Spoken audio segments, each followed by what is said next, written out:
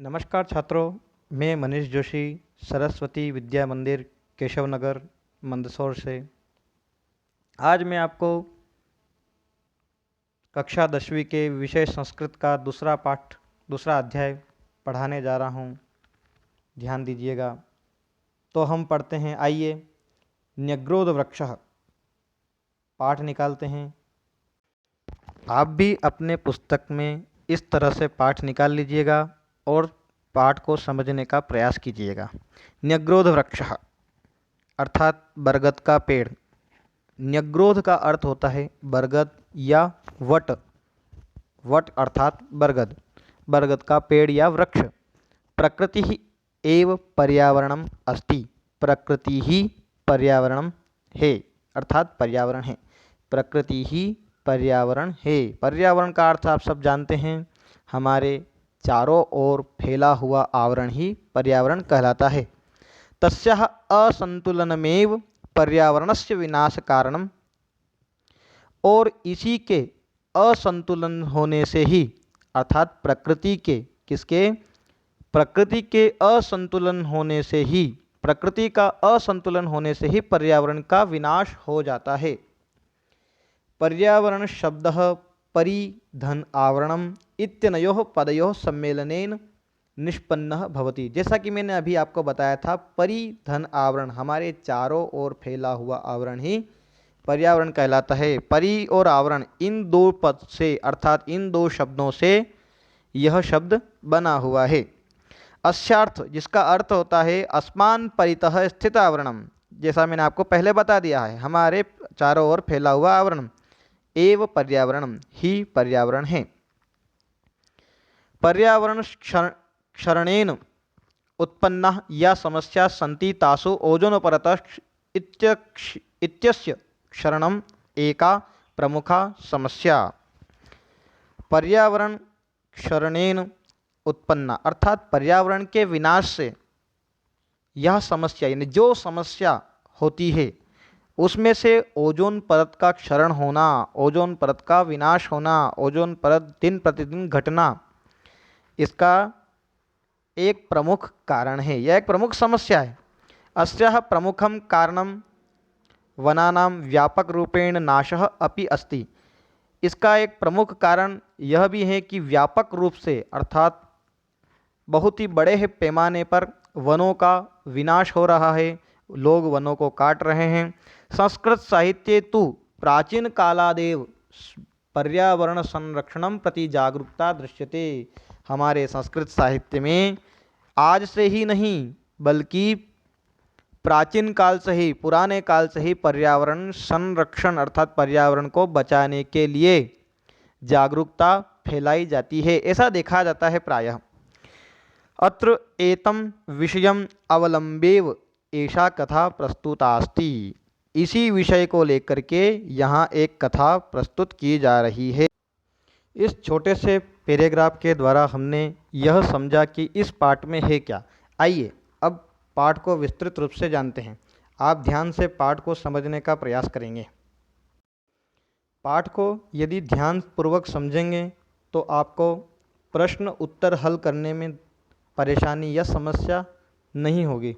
अतः आप पाठ को ध्यान से समझें। कस्मिंश्चित् ग्रामे एकः प्राचीन विशालः च न्यग्रोध वृक्षः आसीत्। कोई एक गांव में एक बड़ा विशाल और प्राचीन अर्थात पुराना न्यग्रोध वृक्ष अर्थात बरगद का पेड़ था। सह पशु पक्षिभ्यः बहुविधेभ्यः जीवजंतुभ्यः मनुष्येभ्यः अपि नित्यं बहुपकारकः आसीत्। अर्थात वह बरगद का पेड़ पशु पक्षियों के लिए या बहुत सारे जीव जंतुओं के लिए और मनुष्यों के लिए भी रोज नित्य प्रतिदिन कुछ न कुछ उपकार किया करता था। पथिकाः तस्य वृक्षस्य छायायां पाथेयं भक्षित्वा मार्गायासं परिहन्ति स्म। ध्यान से सुनिएगा। पथिका अर्थात रास्ते पर चलने वाले राहगीर जो थे, उस वृक्ष की छाया को ग्रहण करके उस वृक्ष की छाया में थोड़ी देर विश्राम करने के बाद में अपने मार्ग की ओर फिर चल दिया करते थे। पशवः छायार्थम वृक्षमिमं आश्रयन्ति स्म। अर्थात पशु भी छाया के लिए वृक्ष के पास ही आश्रय लिया करते थे। पक्षिणः तस्य शाखासु निडानी विरच्य वसन्ति स्म, अर्थात पक्षी भी उसी वृक्ष की शाखाओं पर अपने घोंसले बना करके रहा करते थे। सर्पाश्च तत्रत्येषु वल्मीकेषु वासम कुर्वन्ति स्म, यानी बहुत सारे सांप भी वहीं पर उसके नीचे, उसकी जड़ों के नीचे, वृक्ष के नीचे बिल बना करके वहाँ पर रहा करते थे। एवं स वृक्षः सर्वप्रियः सर्वहितकारी सर्वापेक्षित च आसीत्। इस प्रकार से वह वृक्ष सभी के लिए प्रिय था, सभी का हित करने वाला था और सब उसके आश्रित थे, अपेक्षित थे, सब उससे अपेक्षा किया करते थे। तस्य नग्रोध वृक्षस्य शाखायाम एकः काकः बहुकालात् वसन्नासीत्। उसी वृक्ष की शाखा पर एक कौवा बहुत समय से वहाँ रहता था। कस्मिंश्चित् दिने सः वायसः किमपि स्मरन् इतस्ततः दृष्ट्वा एवं उच्चैः अरटत्। एक दिन उस कौवे ने, वायस का अर्थ भी कौवा ही होता है। कस्मिंश्चित् दिने सः वायसः किमपि स्मरन्, कुछ स्मरण करके, कुछ याद करके और इधर उधर देख करके, इतस्ततः दृष्ट्वा एवं उच्चैः अरटत्, एवं जोर जोर से वह बोलने लग गया। हे बंधवः श्रूयतां मे वचः अहम अस्मिन् वृक्षे चिरात् वसामि। हे बंधुओं सब सुनो, जोर जोर से वह चिल्लाने लग गया और क्या कहने लग गया कि हे बंधुओं सुनो, मैं इस वृक्ष पर बहुत पुराने काल से, बहुत पहले से मैं रहा करता हूँ। अतः अस्योपरि ममेव अधिकारः वर्तते, इसीलिए इस वृक्ष पर मेरा अधिकार है। अयम मदीयः वृक्षः इति, यह मेरा वृक्ष है, ऐसा वह जोर जोर से बोलने लग गया। काकस्य ध्वनि क्रमेण अंतरिक्षम अस्पृशत, यानी कि कौवे की ध्वनि क्रम से बहुत दूर जा रही थी।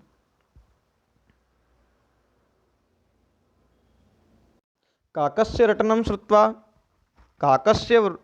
श्रुत्वा वृक्षस्य समीपे चरन्तः वृक्षाग्रे डयमानाः वृक्षस्य कोटरेषु निवसन्तः च सर्वे प्राणिनः पशवः पक्षिणः सर्पाश्च समायातः।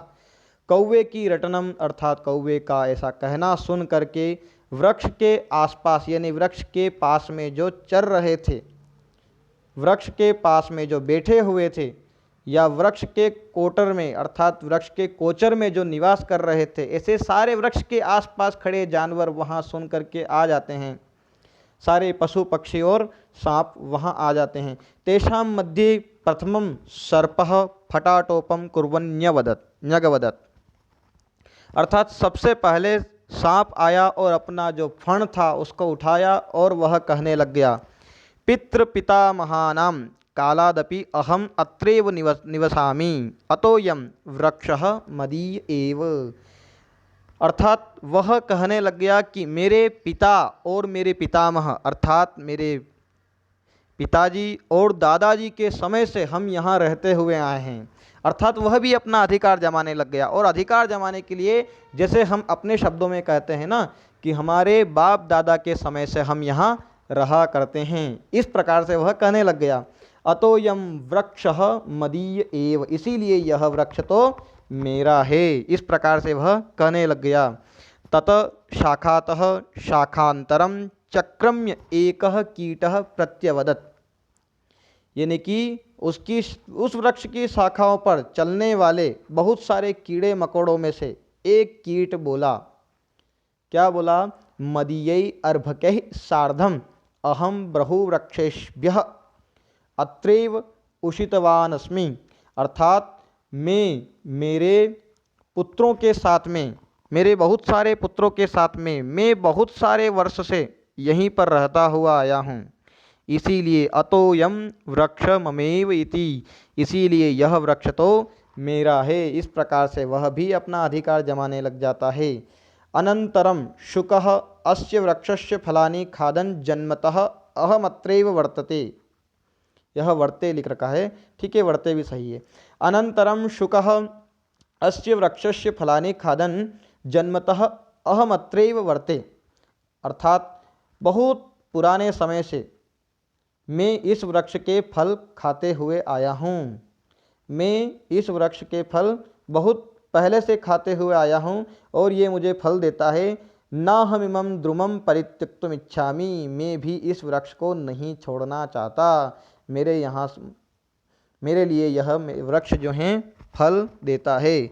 मदीय एवायं न्यग्रोध वृक्षः इति उच्चै अभणात्, मेरा ही है यह न्यग्रोध वृक्ष, मेरा ही है यह बरगद का पेड़, ऐसा वह जोर जोर से बोलने लग गया। ततश्च तत्रत्यः अपरिमितः क्रमयः कीटाश्च अयं तरुः अस्मदीय एव इत्युक्त्वा वृक्षस्योपरि स्वयं अधिकारं घोषयन् विचित्रतरं कोलाहलम अकुर्वन्, अर्थात वहाँ जो अपरिमित संख्या अर्थात गिनी नहीं जा सकती ऐसी संख्या में जो कीड़े मकोड़े और इत्यादि जो जानवर थे वह सब आकर के और यह वृक्ष मेरा है, यह वृक्ष मेरा है, सभी अपना अपना अधिकार जमाने लगते हैं और एक अलग ही प्रकार का कोलाहल अर्थात जोर से शोरगुल होने लग जाता है। और अत्रांतरे कश्चित अजापुत्रः तत्रागतः, और कोलाहल के बाद में कुछ समय पश्चात एक अजापुत्र अर्थात बकरी का पुत्र वहाँ आ जाता है। सोपि तस्य तरोह पत्राणि खादन नंदति स्म, वह कौन? बकरी का पुत्र यानी अज यानी बकरा, वह भी उसके पत्ते खाया करता था, उस वट वृक्ष के पत्ते खाया करता था। तम दृष्ट्वा सर्वे प्राणिनः न्याय निर्णयं कर्तुं तम प्रार्थितवन्तः, यानी सभी जो प्राणी थे उसके पास में गए और उससे कहने लग गए कि हमारा न्याय कीजिए, हमारा न्याय निर्णय कीजिए, उससे प्रार्थना की। सर्वेषां वचनानि श्रुत्वा स अजः अवदत्, सभी के वचन सुन करके, सभी की बात सुन करके अज बोला, अस्तु मया समेषां समस्या समाकर्णिता, मेरे द्वारा आप सबकी समस्या सुन ली गई है, मैंने आप सबकी समस्या सुन ली है। इदानीं मम वचनानि यूयं शृणुत, अब आप सब मेरे वचन सुनो। काश्चन शाखा काकेभ्यः शाखान्तराणि च क्रमिककीटेभ्यः मूलं सर्वेभ्यः अनेन प्रकारेण सर्वेभ्योपि वृक्षं विभज्य दापयिष्यामि, अर्थात कुछ शाखा कौवे के लिए और जो शाखाएं हैं कुछ वह क्रम कीट आदि के लिए, और कुछ जो नीचे मूल हैं जड़ हैं वह सर्प के लिए, ऐसे में विभाजन कर दूंगा। अस्मिन्नेव ग्रामे कश्चित् वृक्षछेदकः मे मित्रमस्ति, तम आह्वयामि इमं वृक्षं खंडशः कर्तुम इति, मैं उसका आह्वान करूँगा, मैं उसको बुलाऊंगा कि वह आ जाए। वृक्ष छेदक अर्थात लक्कड़हारे को बुलाऊंगा। एक गांव में लक्कड़हारा है जो मेरा मित्र है, उसको मैं बुलाऊंगा और वह इस वृक्ष को काट देगा। अजस्य निर्णयः सर्वे स्वीकृतः, अर्थात बकरी का जो बच्चा था अज, उसका निर्णय सभी ने स्वीकार किया। सर्वेपि वृक्ष छेदकस्य समीपं गत्वा नग्रोध वृक्षं छित्त्वा तस्य भागानां वितरणार्थं प्रार्थयन्तः, अतः सभी वृक्ष छेदक अर्थात लक्कड़हारे के पास में जाते हैं और न्यग्रोध वृक्षम छित्त्वा तस्य भागानाम अर्थात बरगद के पेड़ को काटने का उससे कहते हैं और सभी में वितरण करने का उससे प्रार्थना करते हैं। परम सोयम काष्ठछेदकः अवदत्, किंतु काष्ठछेदक अर्थात लक्कड़हारा कहता है कि पूर्वम अहम वृक्षान् छिन्नमि स्म, अर्थात पहले मैं वृक्षों को काटा करता था। अधुना तादृशे कुत्सिते कर्मणि न व्यापरयामि, अर्थात अब मैं ऐसा कुत्सित कर्म, बेकार कर्म नहीं करता हूँ, वृक्षों को काटने वाला कार्य मैं नहीं करता हूँ। वृक्षाणां छेदनम महत्पापमिति मया अधिगतमस्ति, अतः न्यग्रोध वृक्षस्य छेदनम अहम न करिष्यामि इति। वृक्षों को काटना बहुत बड़ा पाप है। वृक्षाणाम छेदनम महत् पापमिति, अर्थात वृक्षों को काटना बहुत बड़ा पाप है। इसीलिए ऐसा मुझे अब ज्ञात हो गया है, इसीलिए मैं उस बड़े से न्यग्रोध वृक्ष को अर्थात बड़े वट वृक्ष को मैं नहीं काटूंगा, ऐसा कार्य मैं नहीं करूँगा। तथापि सर्वे प्राणिनः तं वृक्षं छेत्तुं यदा निर्बन्धम् अकुर्वन् तदा स धीमान् इदमाह। फिर भी सभी प्राणियों ने उसे वृक्ष काटने के लिए आह्वान किया, बार बार उसे स्वतंत्र किया कि आपको वृक्ष काटना ही पड़ेगा। फिर उस धीमान, धीमान का अर्थ होता है बुद्धिमान, उस बुद्धिमान ने कहा, अस्तु तर्हि प्रथमं मे वचः शृणुत यूयं सर्वेपि अनेन वृक्षेण उपकृताः एव। अर्थात उसने कहा, पहले मेरे कुछ वचन सुनो। पहला वचन में यूयं सर्वेपि अनेन वृक्षेण उपकृताः एव, इसका अर्थ है आप सभी पर वृक्ष ने कुछ न कुछ उपकार किए हैं, वृक्ष के द्वारा कुछ न कुछ आप पर उपकार हुए हैं।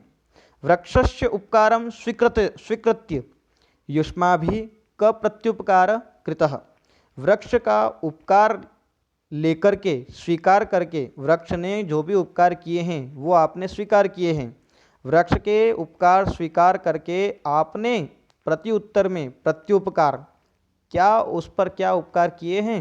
युष्माकं मध्ये कः वृक्षस्य जलसेचनम अकरोत्, आपके बीच में कोई ऐसा है जिसने वृक्ष को पानी पिलाया हो। कः तस्य रक्षणं विहितवान्, किसी ने वृक्ष की रक्षा की है। कः न कोपि किंचिदपि करोत् अकरोत्, अर्थात किसी ने कुछ नहीं किया है। वरुण देवः वृष्टिं वर्षति, वरुण देव वर्षा करते हैं। सूर्यदेवः प्रकाशं प्रयच्छति, सूर्यदेव प्रकाश देते हैं। भूमाता वृक्षस्य आधारभूता अस्ति, भूमाता अर्थात धरती जो हैं, धरती माता जो हैं वह वृक्ष की आधार हैं, वह वृक्ष को लिए खड़ी है। वायु अनिलम ददाति, अर्थात वायु उसको हवा प्रदान करती है। ते सर्वे वृक्षम पालयन्ति पोषयन्ति रक्षयन्ति च, अर्थात ये सभी कौन, वरुण देव, सूर्यदेव, भूमाता और वायु, इस प्रकार के यह सभी जो हैं वृक्ष की रक्षा करते हैं, पालन करते हैं, पोषण करते हैं। ते न कदापि मम अधिकारः वर्तते, ये तो कभी उस पर अपना अधिकार नहीं रखते हैं। इति अवदन, ऐसा उसने कहा। ते सर्वे परोपकारिणः परम यूयम सर्वे परापकारिणः, ये सब परोपकारी हैं। सूर्यदेव, वायु, भूमाता, वरुण देव, यह सब परोपकारी है। क्यों? क्योंकि यह स्वयं पर कोई उपकार न करते हुए वृक्ष पर उपकार कर रहे हैं। लेकिन आप क्या कर रहे हैं? आप परापकारिणः, आप पर जिसने उपकार किया आप उसी को काटने के लिए। वृक्षस्य साहाय्यं स्वीकृत्य तमेव नाशयितुं कृतसंकल्पा यूयं स्वाश्रयमेव नाशयथ, अर्थात आपने इसी वृक्ष को, जो आप पर सहायता कर रहा है, जो आपकी सहायता कर रहा है, उसी वृक्ष को आप काटने के लिए मेरे पास आए हो और संकल्प करके आए हो कि इसको काटना ही है। अस्मिन् वृक्षे छिन्ने सति यूयं कुत्र गमिष्यत, यदि यह वृक्ष काट दिया जाएगा, इस वृक्ष को मैं काट भी दूंगा, तो फिर आप कहाँ जाएंगे। सर्वमिदं श्रुत्वा पशु पक्षिणः आम सत्यम, सब पशु पक्षी ने उसकी बात को सुना, समझा और फिर वह सब बोले आम, आम का अर्थ होता है हाँ, सत्यम अर्थात सत्य कहते हो, हाँ सही है। वयम स्वकर्तव्यम विस्मृत्य अधिकारार्थम कोलाहलम कुर्मः, हम सब अपने कर्तव्य को भूल गए थे और अधिकार के लिए कोलाहल करने लग गए थे। वृक्षः प्रकृति दत्तः वरः अस्ति, अर्थात वृक्ष जो हैं वह प्रकृति का दिया हुआ वरदान है। सह न कस्यापि एकस्य संपत् भवितुमर्हति, यानी यह वृक्ष जो हैं, वह वृक्ष जो हैं वह किसी एक की संपत्ति नहीं है, वह तो प्रकृति का दिया हुआ वरदान है। अस्माभिः सर्वे मिलित्वा वृक्षस्य संरक्षणं संवर्धनम समारोपणम च कर्तव्यम। हमारा सबका यह कर्तव्य होता है, हम सब मिलकर के हमारा सबका यह कर्तव्य होता है कि हम वृक्ष का संरक्षण करें, संवर्धन करें, उसको बढ़ाएं और समारोपणम यानी कि और नए नए पेड़ उगाएं। ऐसा हमारा कर्तव्य होना चाहिए। न तो विनाश कार्य, न कि विनाश का कार्य करें। इति दृढ़ निश्चयम अकुर्वन्, ऐसा उन्होंने निश्चय किया, दृढ़ निश्चय किया। अस्माभि मानवे अपि वृक्ष संपत् वर्धनीया ननु। अंतिम में जो यह पंक्ति है, अस्मिन् वृक्षे छिन्ने सति अस्माभि मानवे अपि वृक्ष संपत् वर्धनीया ननु। हम मानवों को भी वृक्ष रूपी संपत्ति को बढ़ाना चाहिए। अर्थात हम सभी को इस पाठ से जो शिक्षा मिलती है आप सब समझ चुके हैं। हमें वृक्ष रूपी संपत्ति को बढ़ाना चाहिए, इस पाठ से हमें यही शिक्षा मिलती है। आइए इसके प्रश्न उत्तर पर प्रकाश डालते हैं। आइए अभी हम सिर्फ एक पदेन उत्तरम लिखत पर ही प्रकाश डालेंगे। एक पदेन उत्तरम लिखत। ग्रामे कह वृक्ष आसीत्, गांव में कौन सा वृक्ष था। आप सभी ने पाठ में पढ़ा है, पाठ का जो नाम है वही लिख देंगे तो यह प्रश्न सही हो जाएगा, क्योंकि हमें एक पदेन में ही उत्तर लिखने हैं। ग्रामे कह वृक्ष आसीत् अर्थात गांव में कौन सा पेड़ था। न्यग्रोध वृक्ष अर्थात बरगद का पेड़ था। हमें लिखना है संस्कृत में न्यग्रोध वृक्ष। के मार्गायासम परिहन्ति स्म, कौन मार्ग से यात्रा करते थे, कौन मार्ग से गुजरा करते थे। तो वहाँ लिखा हुआ था पाठ में पथिका। पथिका मार्गायासम परिहन्ति स्म, पथिका अर्थात राहगीर। कस्य ध्वनि अंतरिक्षम अस्पृशत, किसकी ध्वनि अंतरिक्ष तक जा रही थी। आप सबने पाठ में पढ़ा होगा, कौवा जोर जोर से चिल्लाने लग गया था और चिल्लाते चिल्लाते हुए उसकी ध्वनि जो है इतनी जोर से थी कि वह अंतरिक्ष को अर्थात आसमान को छूने जैसी थी। तो यहाँ पर आएगा काकस्य, काकस्य ध्वनि अंतरिक्षम अस्पृशत। आप वायसः लिखेंगे तब भी यह सही ही होगा, किंतु लिखेंगे काकस्य। प्रकृति दत्तः वरः कः, प्रकृति का दिया हुआ वरदान कौन है। तो पाठ में हमने जाना था प्रकृति का दिया हुआ वरदान वृक्ष हैं, अर्थात हम लिखेंगे वृक्षः, विसर्ग लगाना ना भूलिएगा। वृक्षः कह के स्थान पर वृक्षः। एक पदेन है, चूँकि हमको सिर्फ एक पदेन लिखना है अर्थात सिर्फ लिखना है वृक्षः। तरो पत्राणि खादन कह नंदति स्म, तरु अर्थात वृक्ष के पत्ते कौन खाया करता था। तो पाठ में आया था कि अजापुत्रः अर्थात अजः भी लिख सकते हैं और अजापुत्र भी लिख सकते हैं, लेकिन पाठ में आया था अजापुत्रः, तो हमें लिखना है अजापुत्रः। तरोपत्राणि खादन कह नंदति स्म अजापुत्रः, इसका उत्तर बनेगा अजापुत्रः। इस पाठ के और भी अभ्यास प्रश्न जो हैं, एक वाक्यन, आम्न, रिक्त स्थान आदि सभी जो प्रश्न उत्तर हैं वह मैं अगले वीडियो में आपको प्रेषित करूँगा। अब तक के लिए धन्यवाद।